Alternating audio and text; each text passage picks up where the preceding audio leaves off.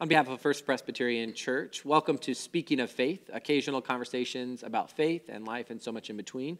My name is Chris Holmes. I'm the Stemler Scholar in Residence here at First Presbyterian Church and one of the pastors on staff. And I have the great pleasure of talking with Dr. Mitzi Smith, who is the J. Davidson Phillips Professor of New Testament. I thought I could do it without looking down, but I couldn't, at Columbia Theological Seminary over in Decatur. And just welcome. Thanks so much for being with us. Thank you. Thank you for the invitation. Glad to be here. I want to talk with you now about the Gospels, about Jesus and the Gospels. And I want to start with a sort of a snarky question, which is, I know we're not supposed to, as biblical scholars, supposed to have favorites. But I wonder if you have a favorite or maybe a least favorite Gospel and why that is the case. I don't know that I have a favorite. I think I have different things about each Gospel that I like, right? I like, for example, the Gospel of Mark, because I think Mark's Jesus is very human, right? He goes home a lot, right? Right. We hear about his sisters, not their names, and his brothers, right? His interaction with the Syrophoenician woman is very human, right? He can be moved beyond his biases, right? So I like the Jesus there, and of course that's considered the first gospel written. I've written a lot about Matthew, especially more recently, and probably because of the slave parables. Because of its use as the great, the Matthew 28 called the Great Commission, right? I think that's problematic. So I've written about that and justice in Matthew and began to look at some things there differently.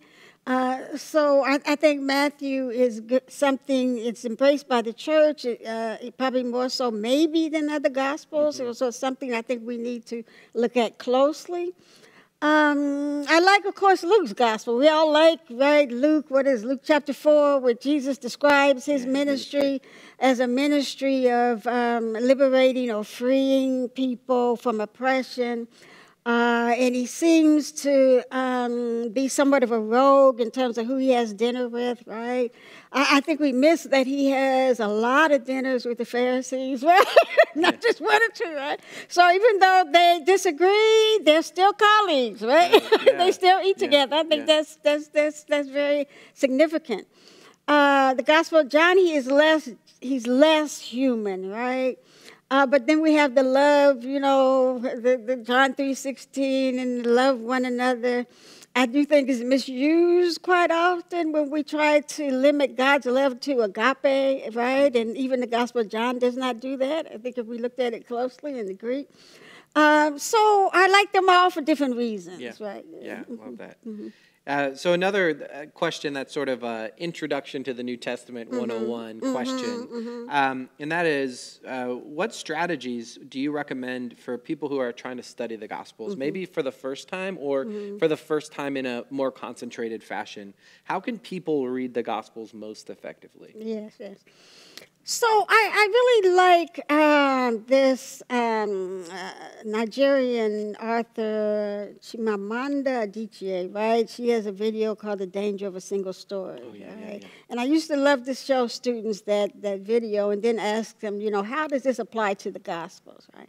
So we're lucky, I think, that we have 4 Gospels, right? Because you could have one, but 4 that in ways overlap, but also have very real differences, right? Mark being considered the shorter one and the one written first, Matthew and Luke having borrowed from Mark's material and augmented it, so forth, with their own, and then perhaps another source, right? And so we call those 3 the synoptic gospels. And so, but I encourage students to read each gospel, right, on its own terms. What is Mark trying to do with what he writes, right? What is his theological agenda? And maybe there's more than one. It doesn't have to be just one, right? And the same with Matthew or Luke or John, right? For example, it's significant that Mark, we get the story of the Syrophoenician woman from Mark, but then Matthew has his version, right? And it's quite a bit different. He adds more dialogue. He names her differently, the Canaanite woman. And so, for example, a question would be, why does Matthew call her Canaanite, right? And I think there's a connection with the genealogy, with the Canaanite women there, and then there's this inclusion, but yet there's this also exclusion, right? So what is happening with all that, right? So reading each story within, if you choose a scripture to read out of Mark, how do you read it in the context of Mark, in its literary context? How do you make connections? I think a good way to read, my colleague at CTS, Stan, Saunders and myself will be teaching together. I think we both use this motto of choosing a passage and then spending a lot of time helping students read that passage within the larger context of the gospel, right? Making connections and thereby getting to know that passage, but getting to know the rest of the gospel at the same time, right? Yeah, so little, like a zoom in on one passage in order to get a sense of the whole. Of the whole, yes.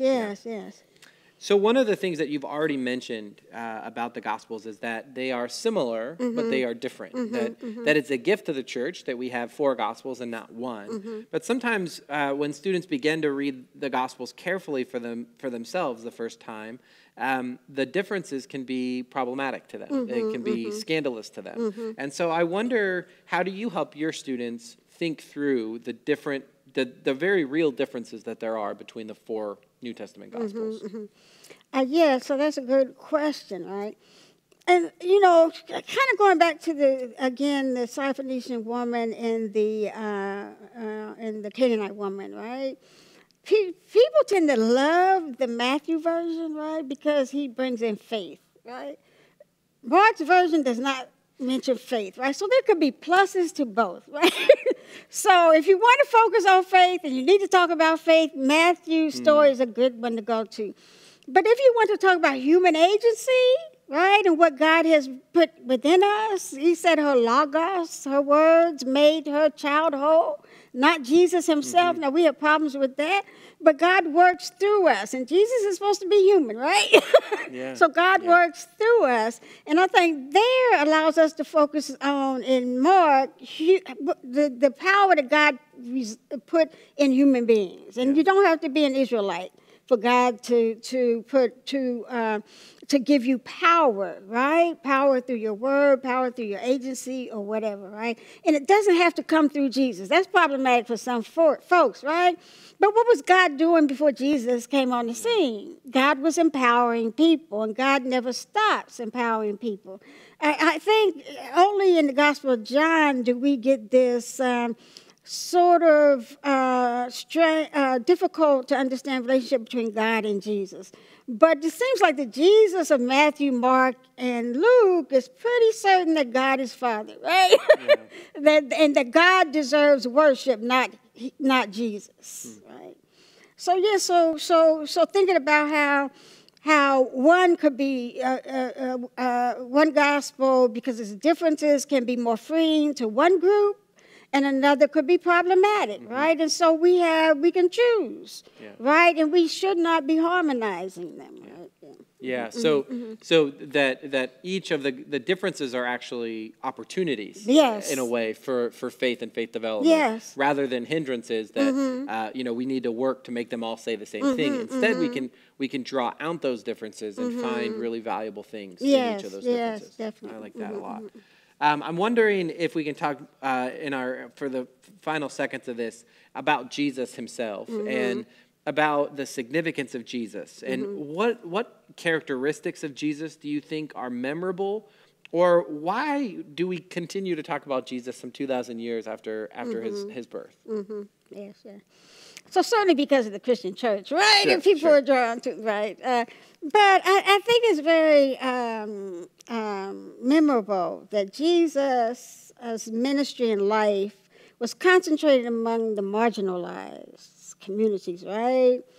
And that he had this power that he used, and among very needy people, right? And not necessarily they didn't have to have faith all the time. No, we like that narrative.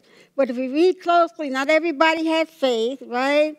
And people who got healed and never came back, he never tried to take their healing back. Right? Right. So he is very giving. He doesn't ask for money in return. He doesn't ask for fame in return, which is not always what happens today in churches, right?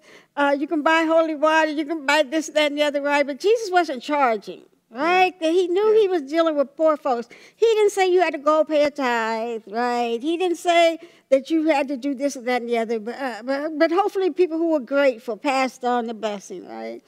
I think each gospel, at least the synoptics, tell the story of his wilderness temptation. And I think there is a rite of passage, right, that shows that he chose the side of the oppressed rather than power and authority and material wealth right out the gate, right? So that he had to make that decision before he began his ministry, right?